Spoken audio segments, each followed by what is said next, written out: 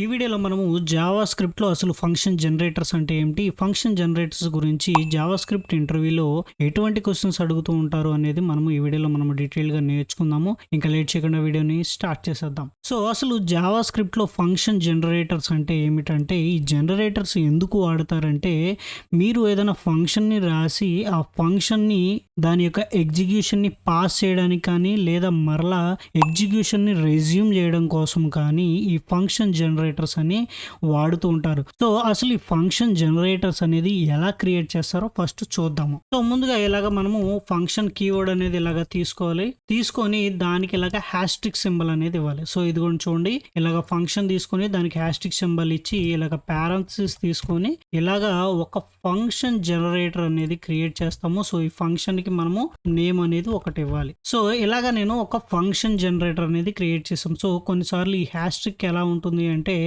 హ్యాష్ట్రిక్ అనేది ఇలాగా function name దగ్గర ఉంటుంది, లేదా హ్యాష్ట్రిక్ అనేది రెండింటికి ఇలాగ గ్యాప్ లేకుండా ఉంటుంది. సో ఎలా ఉన్నా కానీ రెండు ఒకటే. సో మెయిన్ మాత్రమే ఈ హ్యాష్ట్రిక్ అనేది మ్యాక్సిమం అందరూ కూడా ఇలాగ ఫంక్షన్ హ్యాష్ట్రిక్ అనేది మాత్రం యూజ్ చేస్తారు. సో ఈ ఫంక్షన్ హ్యాష్ట్రిక్ లోపల మనము ముందే ఏం చెప్పుకున్నాము, ఫంక్షన్ జనరేటర్ అనేది కోడ్ని దాని యొక్క ఎగ్జిక్యూషన్ని పాస్ చేయడం కోసము కానీ, లేదా రెజ్యూమ్ చేయడం కోసం కానీ మనము ఈ ఫంక్షన్ జనరేటర్స్ అన్ని వాడుతూ ఉంటాం. సో ఇప్పుడు మనము కోడ్లో దాని యొక్క ఎగ్జిక్యూషన్ అనేది ఎలా స్టాప్ చేయాలి అనేది ఇప్పుడు చూద్దాం. అంటే ఫంక్షన్ జనరేటర్స్ లోపల మాత్రమే. సో ఇక్కడ మనకి జావా స్క్రిప్ట్ లో ఈల్డ్ అనే ఒక కీవర్డ్ ఉంది. సో ఈ ఈల్డ్ అనే కీవర్డ్ ఏం చేస్తుందంటే, జావా స్క్రిప్ట్ లో ఫంక్షన్ ఎగ్జిక్యూషన్ స్టాప్ చేయడం కోసము, ఫంక్షన్ జనరేటర్ యొక్క ఎగ్జిక్యూషన్ స్టాప్ చేయడం కోసము వాడుతూ ఉంటారు. సో ఇలాగ నేను ఈల్డ్ అనేది ఇలాగా 3 సార్లు తీసుకున్నాను. 2, 3 అనేది ఇలాగ నేను ఇస్తున్నాను. అంటే ఈ ఈల్డ్ అనేది ఒక వాల్యూని కూడా రిటర్న్ చేయగలదు. సో అందుకని చెప్పేసి నేను ఈల్డ్ 1, ఈల్డ్ 2, ఈల్డ్ 3 అని చెప్పేసి నేను ఇచ్చాను.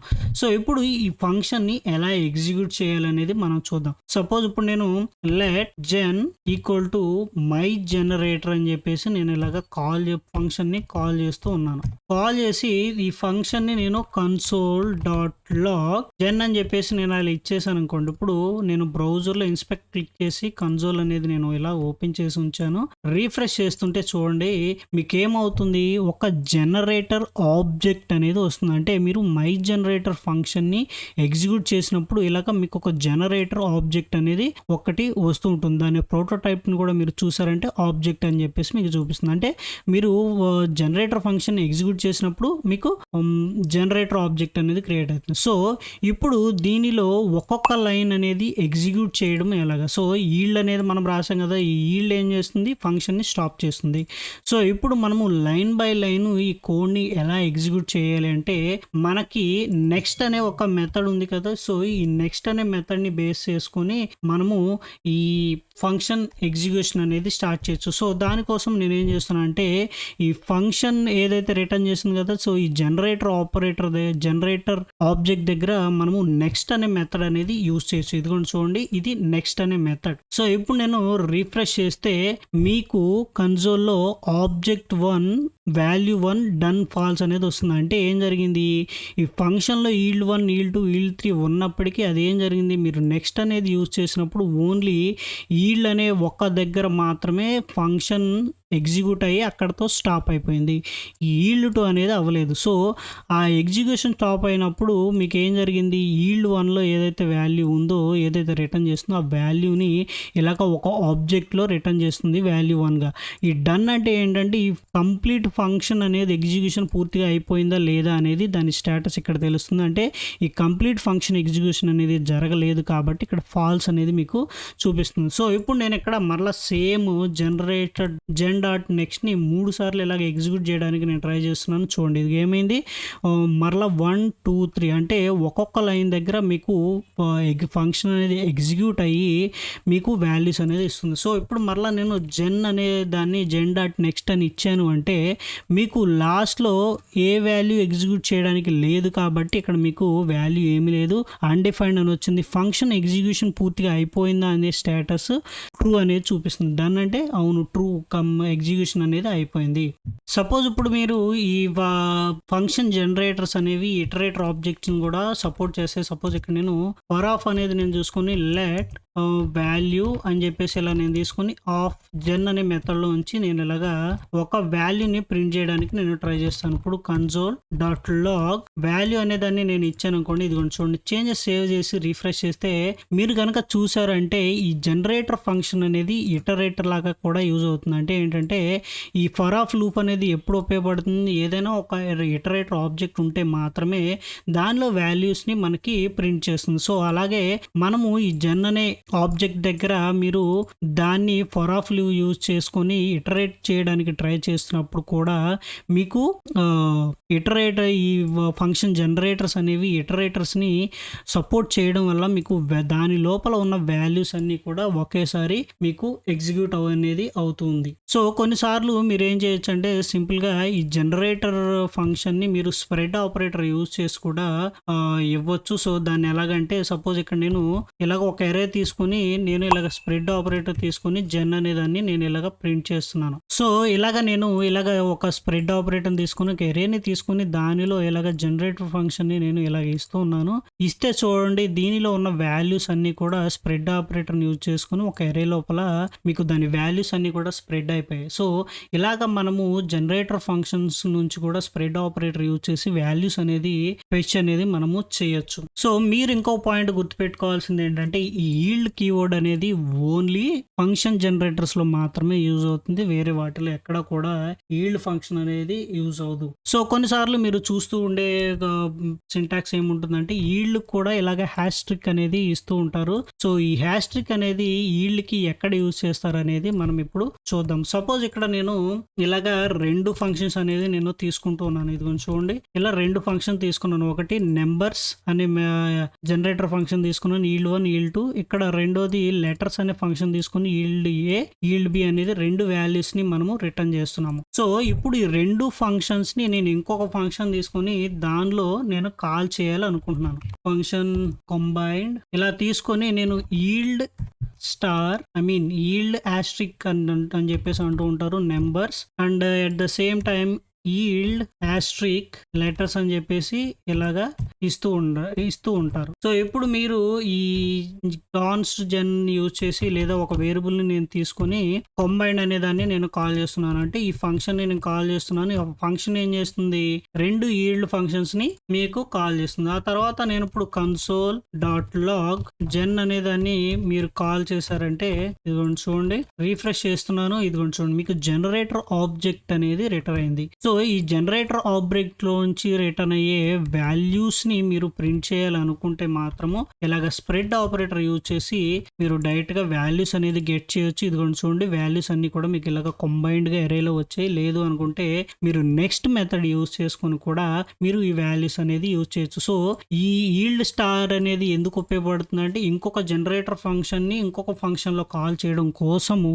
ఈల్డ్ స్టార్ అనేది యూజ్ అవుతుంది. సో ఇందులోనే ఈ జనరేటర్ ఫంక్షన్ లోనే ఇంకొకటి ఏంటంటే మీకు నెక్స్ట్ అనే మెథడ్ తో పాటుగా జనరేటర్ ఫంక్షన్స్ ఎక్కడ యూజ్ చేస్తాము, ఏదైనా ఫంక్షన్ జనరేట్ అయిపోయిన తర్వాత ఈచ్ స్టెప్ ని ఎగ్జిక్యూట్ చేయడం కోసము మనము నెక్స్ట్ అనే మెథడ్ ని యూజ్ చేస్తాము. అంటే ఈ నెక్స్ట్ అనే మెథడ్ ఏం చేస్తుంది, స్టెప్ బై స్టెప్ ఈల్డ్ ఎక్కడ ఉంటే అక్కడ ఫంక్షన్ స్టాప్ అయ్యి అక్కడ నుండి ఒక్కొక్క స్టెప్ అనేది వీలుగా మనకి వాల్యూస్ అనేది ఇస్తూ ఉంటుంది.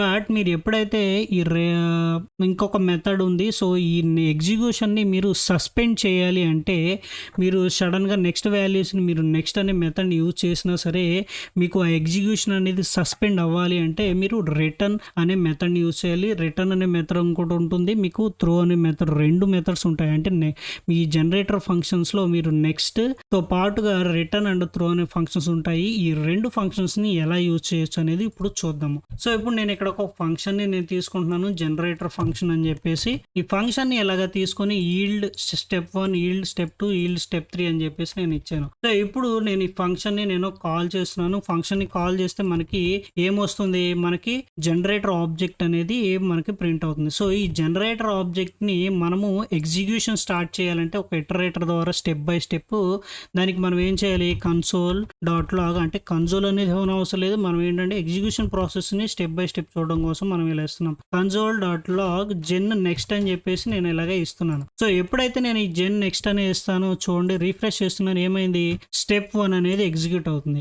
బట్ ఇప్పుడు నేను ఏం చేస్తున్నానంటే రిటర్న్ గురించి మనం మాట్లాడుకుంటున్నాం కదా. సో ఇప్పుడు నెక్స్ట్ అనేది నేను నెక్స్ట్ అనేది కాల్ చేయకుండా రిటర్న్ అనేది నేను కాల్ చేస్తున్నాను. దీని తర్వాత రిటర్న్ అనేది కాల్ చేసి నేను రిఫ్రెష్ చేస్తున్నాను. ఇక్కడ మీరు కనుక అబ్జర్వ్ చేశారు అంటే ఇక్కడ రిటర్న్ నుంచి మీకు ఏం వాల్యూ రిటర్న్ అవుతుందంటే ఒక object value undefined done true. అంటే రిటర్న్ అనేది దేనికోసం ఉపయోగపడుతుందని చెప్పాము, జరుగుతున్న స్టెప్ బై స్టెప్ జరిగే ఎగ్జిక్యూషన్ని స్టాప్ చేయడం కోసము మనకి ఈ రిటర్న్ అనేది యూజ్ అవుతుంది. సో ఎప్పుడైతే జెన్ నెక్స్ట్ అనేది కాల్ చేస్తున్నారో ఫస్ట్ ఈల్డ్ అనేది ఎగ్జిక్యూట్ అయిపోయింది, అంటే అక్కడతో పాజ్ అయిపోయి ఈ రిమైనింగ్ స్టెప్స్ అనేది ఎగ్జిక్యూట్ అవ్వలేదు. బట్ ఈ స్టెప్ మాత్రమే ఎగ్జిక్యూట్ అయిపోయింది. బట్ నెక్స్ట్ మీరు నెక్స్ట్ అనే మెథడ్ యూజ్ చేస్తే మీకు ఈల్డ్ స్టెప్ 2 అనేది ప్రింట్ అవుతుంది. బట్ ఆ తర్వాత మీరు నెక్స్ట్ అనేది యూజ్ చేయకుండా రిటర్న్ అనేది యూజ్ చేశారు అంటే అది ఏమవుతుందంటే ఇక్కడతో ఫంక్షన్ ఎగ్జిక్యూషన్ అనేది ఎండ్ అయిపోతుంది. సో అంటే నెక్స్ట్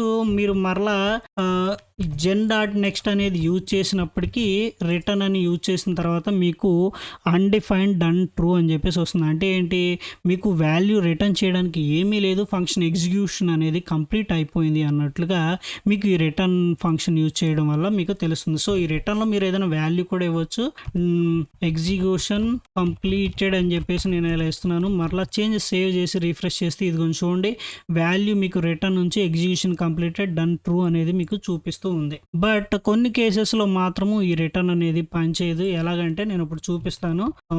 సపోజ్ ఇక్కడ నేను ట్రై అనే దాన్ని మెథడ్ని నేను తీసుకుంటున్నాను. ట్రై అనే దానిలో నేను ఈ ఈల్డ్ అవన్నీ కూడా నేను వాల్యూస్ అనేది నేను ఇస్తూ ఉన్నాను. ఇచ్చేసిన తర్వాత ఫైనలీ అని చెప్పేసి నేను ఇంకా ఈ మెథడ్ అనేది యూజ్ చేస్తున్నాను. సో ఈ ఫైనలీ అనే దాని తర్వాత నేను ఈ ఫైనలీ అనే దానిలో నేను ఇక్కడ ఇలాగ ఇచ్చేసి దాని తర్వాత నేను ఈల్డ్ స్టెప్ 4 అని చెప్పేసి నేను ఇలాగ ఇస్తాను. ఇదిగోండి చూడండి, ఈల్డ్ స్టెప్ 4 అని చెప్పేసి నేను ఇస్తాను. సో ఇప్పుడు నేను ఈ జనరేటర్ ఫంక్షన్ నేను కాల్ చేస్తాను. కాల్ చేసిన తర్వాత ఫంక్షన్ జెన్ నెక్స్ట్ అని చెప్పేసి నేను ఇస్తాను. ఏమైంది, స్టెప్ 1 అనేది ఎగ్జిక్యూట్ అయిపోయింది. ఆ తర్వాత నేను ఎప్పుడైతే ఈ రిటర్న్ అనేదాన్ని మరలా నేను కాల్ చేస్తానో ఇదిగోండి చూడండి, రిటర్న్ అనేదాన్ని మరలా నేను కాల్ చేస్తున్నాను. కాల్ చేసినప్పుడు ఇక్కడ ఏం జరుగుతుందో చూడండి, ఇక్కడ మీకు ఫైనలీ అని చెప్పేసి మీకు ఇక్కడ ఎగ్జిక్యూట్ అయిపోతుంది.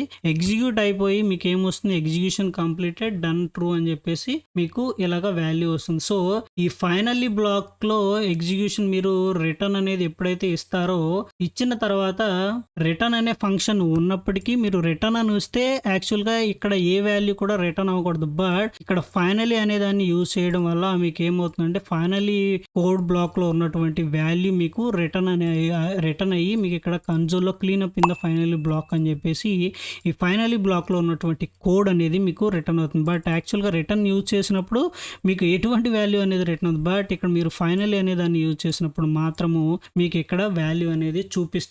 సో మనం ఇక్కడ కన్సోల్ లాగ్ ఇచ్చాం కాబట్టి మీకు మీరేమనుకోవచ్చు, ఇక్కడ కన్సోల్ లాగ్ ఇచ్చారు కాబట్టి మీకు వాల్యూ వస్తుంది.